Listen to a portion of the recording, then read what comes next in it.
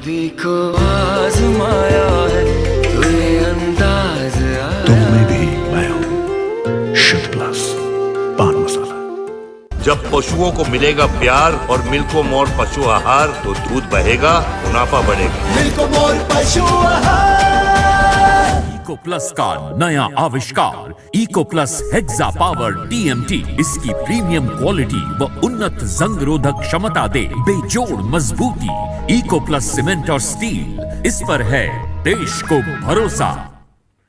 नमस्कार, आप देख रहे लोकमंच न्यूज और मैं हूं आपके साथ सत्यम गौर। उत्तर प्रदेश में विधानसभा चुनाव के 5वें चरण में शुक्रवार शाम को प्रदेश के 12 जिलों की 61 विधानसभा सीटों के लिए प्रचार थम गया और राज्य की इन सीटों पर रविवार यानी कि 27 फरवरी को मतदान होगा। राज्य में हो रहे चुनाव के 5वें चरण में 61 सीटों में से 13 सीटें आरक्षित हैं और वहीं सियासी दलों ने अवध क्षेत्र की इन 61 सीटों के लिए प्रचार के आखिरी दिन पूरी ताकत झोंकी और दिग्गजों के प्रचार देखने को मिले।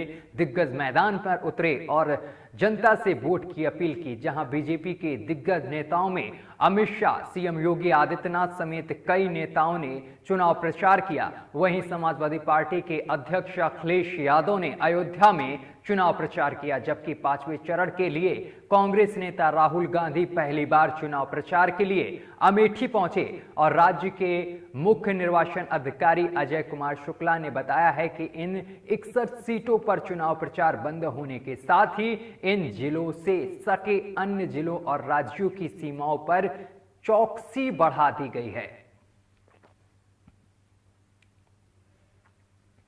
और इसके साथ ही शराब और बियर भांग लाइसेंस की दुकानें शुक्रवार शाम 6 बजे से बंद कर दी गई हैं और अब ये रविवार 27 फरवरी को मतदान समाप्त होने के बाद ही खुलेंगी। उन्होंने बताया है कि मतदान की तैयारी शुरू कर दी गई है और शनिवार सुबह से ही संबंधित मतदान केंद्रों पर पोलिंग पार्टियां और सुरक्षा बल रवाना कर दिया गया है। शाम तक इन पोलिंग पार्टियों के मतदान केंद्र पर सुरक्षा पहुंचाने की रिपोर्ट हर जिले में आ जाएगी। और इस पर हमारे संवाददाता गोंडा से तौफिल हमारे साथ सीधा जुड़ गए हैं। क्या लगता है जिस तरीके से मतदान अब 61 सीटों पर होगा 5वें चरण में, अगर गोंडा की तस्वीर देखी जाए तो गोंडा के लोग क्या कह रहे हैं? जी बिल्कुल, जिस तरीके से 5वें चरण का यहाँ पर मतदान है और फिलहाल कल मतदान पूरी तरीके से थम गया था और आज पोलिंग पार्टियों को रवाना किया गया। हालांकि प्रशासन इस चरण को चुनाव जाने के लिए पूरी तरीके से मुस्तैद थी। जहां तक सुरक्षा की बात हो, पैरामिलिट्री फोर्सेस हैं और तमाम सुरक्षा कर्मी, पुलिस कर्मियों को तैनात कर दिए गए, डिप्लॉय कर दिया गया है और इसके साथ साथ आज जो है पोलिंग पार्टियों को रवाना किया गया है और जहां जहां तक जो कर्मचारियों को, मतदान कर्मचारियों को पहुंचाना है वहां वहां तक लगातार ये सुबह से जो है निरंतर जारी है। और जहां तक बात करें यहाँ जो है संवेदनशील है किन किन जो बूथों पर है उसको मद्देनजर रखते हुए जिला प्रशासन ने पहले हर एक ऐसे बचत बूथ को टटोल लिया था कि जहां जहां पर कहीं कहीं वाद विवाद हुए थे, बवाल हुए थे, उन पर अतिरिक्त सुरक्षा जो है लगाई गई है और साथ साथ में उनके ऊपर पैनी नजर करने के लिए वेबकास्टिंग की भी व्यवस्था की गई है। तो प्रशासन अपने पूरी तरीके से मुस्तैद है इस चुनाव को सकुशल संपन्न कराने के लिए। जी इसके साथ ही सुरक्षा की दृष्टि से अगर देखा जाए तो गोंडा में जो केंद्र बनाए गए हैं वहां पर कौन कौन सी फोर्सें लगाई जाएंगी? जी बिल्कुल, जैसे हर बार होता था जो चुनाव आयोग की तरफ से संवेदनशील, अति संवेदनशील, इस चीजों शब्दों को हटाकर आयोग ने इस बार जो है क्रिटिकल और जनरल सामान्य 2 नाम दिया गया है। तो जो क्रिटिकल बूथ है और उनको चिन्हित पहले से ही जिला प्रशासन ने कर रखा था, पुलिस प्रशासन ने कर रखा था और इसके संबंध में संयुक्त प्रेस वार्ता जिलाधिकारी की और पुलिस अधीक्षक की गई थी और ये बता दिया गया था कि किस तरीके से हमने इन जगहों पर जहां जहां इस तरीके से थे जो क्रिटिकल बूथ थे वहां कैसी तैयारी की है और साथ साथ में ये भी निर्देश दे दिया था कि किसी भी कीमत पर किसी भी अराजक तत्व द्वारा या किसी भी तरीके का व्यवधान यदि किसी मतदान स्थल पर होता है या करते हैं तो किसी कीमत पर बख्शा नहीं जाएगा, चाहे वो किसी दल के हो, चाहे वो कोई नेता हो, चाहे ये कोई भी हो, उसको किसी कीमत पर बर्दाश्त नहीं किया जाएगा। हालांकि इस पूरे लगातार चुनावी जनसभाओं में और चुनावी गहमा गहमी के बीच में कहीं किसी तरीके का कोई यहाँ पर बिगाड़ या माहौल या इस तरीके से जो झगड़े हैं वो नहीं हुए।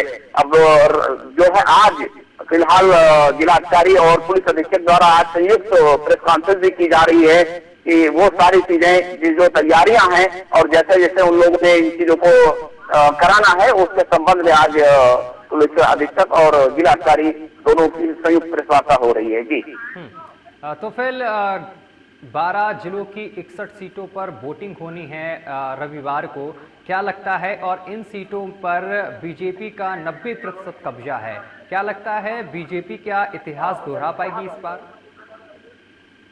बिल्कुल, इस बार जो मुकाबला देखा जा रहा है वो सपा वर्सेस भाजपा, ज्यादातर सीटों पर इन दोनों प्रत्याशियों के बीच मुकाबला देखा जा रहा है। हालांकि एक सीट ऐसी भी है जहां त्रिकोणीय लड़ाई मानी जाती है, गौरा विधानसभा है, वहां पर सपा, भाजपा और कांग्रेस तीनों की ये जो है तीनों के बीच मुकाबला माना जा रहा है। फिलहाल ज्यादातर सीटों पर देखा जाए तो इन दोनों के बीच जो है टक्कर बताई जा रही है। हालांकि अपने स्तर से हर पार्टी, चाहे वो बसपा हो या कांग्रेस हो, दमखम लगाकर चुनाव मैदान में है और लगभग मैदान में क्या अब जो ये सब जो प्रचार की चीजें थी वो लगभग अब समाप्त हो चुकी हैं।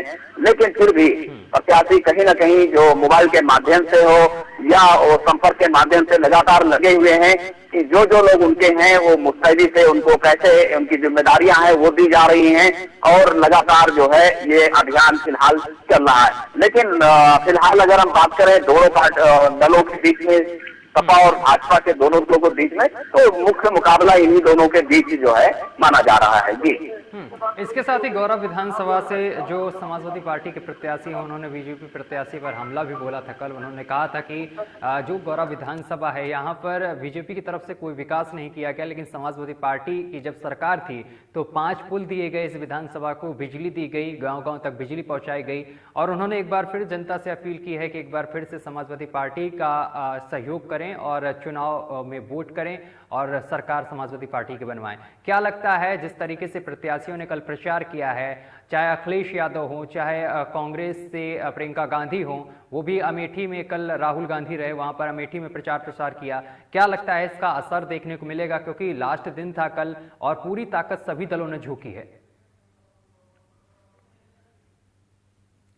ठीक है, हमारे साथ एक बार फिर से जुड़ेंगे, संपर्क टूट गया है हमारे संवाददाता से, तो आपको बताते चले कि जो सीटें हैं इन पर चुनाव होना है, 61 विधानसभा सीटें हैं। एक बार फिर से हमारे संवाददाता गोंडा से हमारे साथ जुड़ गए हैं। क्या लगता है जो ये सीटें हैं, 61 विधानसभा सीटें हैं, इन पर कल लगातार यहाँ पर प्रचार प्रसार हुआ, सभी पार्टी के स्टार प्रचारक पहुंचे राज्यों में, माफ करिएगा जिलों में, और जनसभा को संबोधित किया। क्या लगता है इस बार जनता परिवर्तन चाहती है गोंडा की?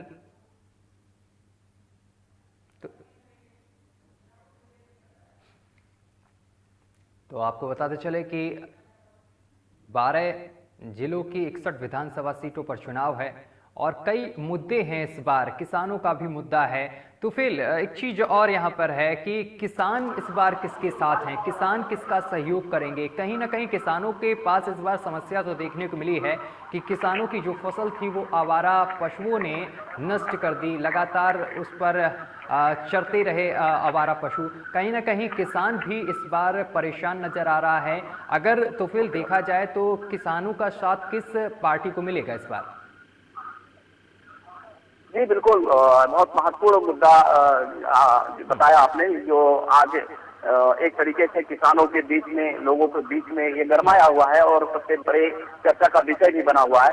कि जो फसलें जो हैं, खासकर जो किसानों की जो है, ये छुट्टा जानवर जो आवारा जानवर है, जिस तरीके से कट कर जा रहे हैं। हालांकि सरकार एक तरफ दावा कर रही है कि मैं एक राशन दे रहा हूँ, महीने में 2 बार राशन दे रहा हूँ, लेकिन वही किसानों का कहना है कि हमें 2 नहीं 3 बार अगर आप राशन देंगे तो भी अगर मेरे खेत में होने वाला जो अनाज है वो हमें नहीं मिल पाए, अगर वो छुट्टा जानवर ही कर जाए तो आपके इस अनाज देने से कोई मतलब नहीं होता है। तो ये इस तरीके की नाराजगी जो है वो बड़े व्यापक स्तर पर खासकर किसानों में देखी जा रही है। हालांकि इस बार देखा गया है कि चाहे प्रधानमंत्री जी हो या मोदी जी हो, तो ये लगातार इस बात को रैली में कहे भी हैं कि इस बार कैबिनेट की बैठक में जो है पहली बैठक में इसका निराकरण करेंगे।